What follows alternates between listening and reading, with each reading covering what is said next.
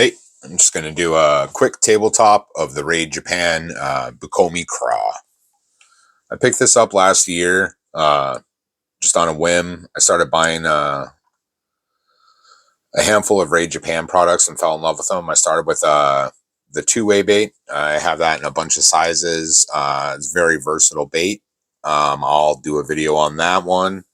But this one is kind of the rarity on the internet. You don't find a lot about it, and what you do find is usually in Japanese only. It's hard to get a translated video on it. So this is just a quick one. I usually throw this on 7.3 medium heavy fast action rod, 7.2-to-1 reel, 30-pound braid to a 16-pound fluorocarbon leader, using typically a 3/0 BKK Titan Rider hook. I also do use a Ryugi Limit 5/0 worm hook, just depending on a handful of situations. If I'm running that rod with multiple different soft plastics, it's going to get this hook, just because I usually also throw a weightless 3.8-inch bellows gill. The G-Crack Bug Pea.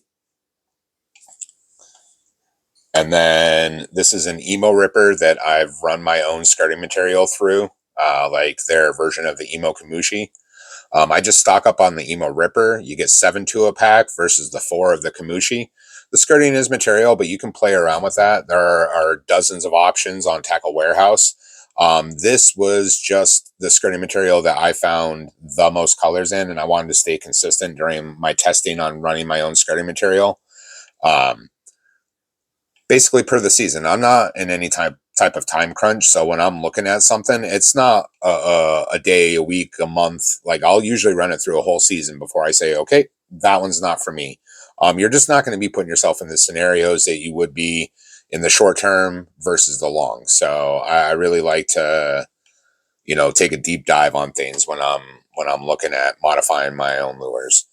So anyway, the way that this one is rigged is through the nose. As you can see, that there are 2 different parts of the body. There is essentially the cap and then the body.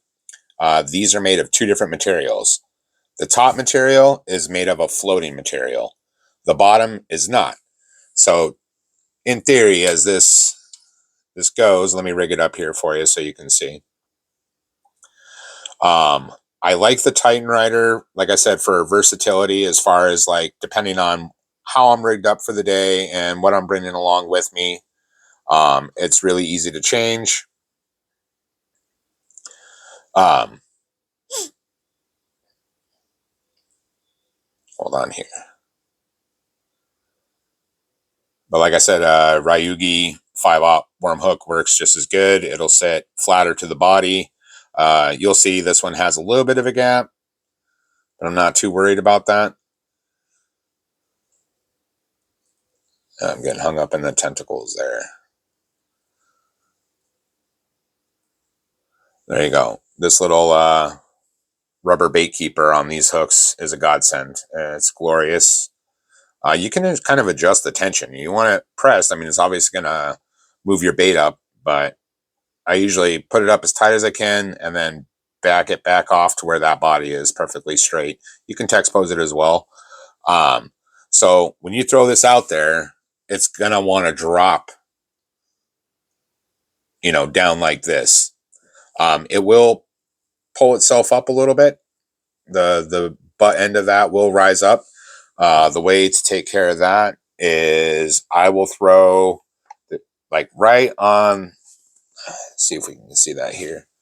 There's these 2 little raised pieces of plastic that run parallel to where that hook slot is.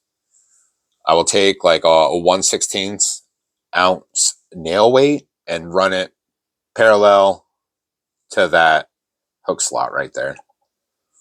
And then it will drop it essentially straight down, no problems. This does have kind of a backsliding action as well.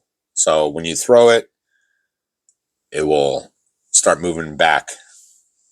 I haven't used this a ton. I have a lot more confidence in the G-Crack bellows gill and the emo ripper. I just picked these up, like I said, last year. I have a ton of them in different colors. This one, I believe, is called Orange Punch, and then their version of a green pumpkin. So kind of like stained water or early spring, something a little bit more flashy. And then this one is pretty much versatile in all bodies of water. So that's why I got this one as well. If you guys have any questions, any comments, just leave them and I will answer them as quickly as I possibly can. Also, this is the 4.75-inch version, coming in at approximately 3/4 of an ounce. So these types of lures are really great on windy days, but still applying a finesse application to it. You don't have to add any additional weight. You can.